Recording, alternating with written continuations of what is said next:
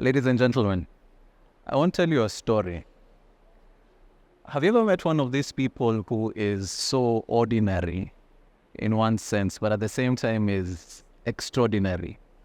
One of these fellows who does the same things that you and I do, but at the same time does them so well and reaches to so many people and so many places that he leaves behind what we can only call a legacy. So the story of a gentleman I want to tell you is a fellow who has managed to achieve the very same thing. This is Kevin O'Byrne that we're speaking about.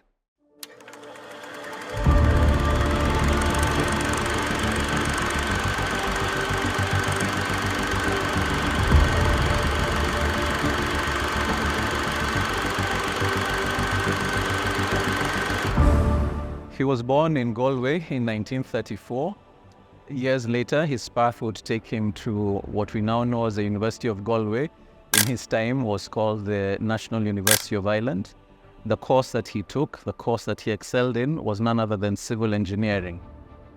But towards the end of his years there at the University of Galway, he discovered the message of Opus Dei, and he discovered the founder of Opus Dei.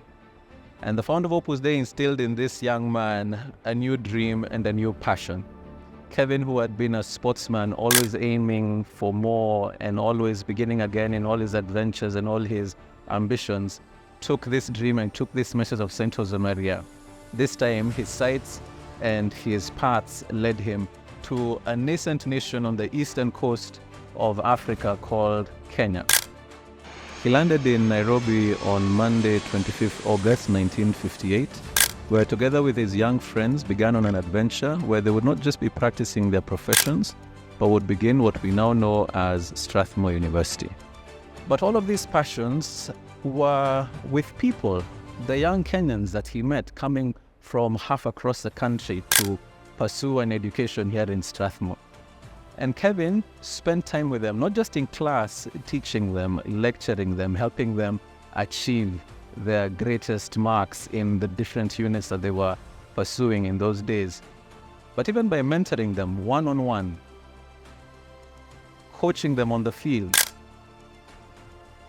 Kevin was not satisfied with standing at the sidelines, pushing and encouraging young charges in rugby that he coached in the then Strathmore College.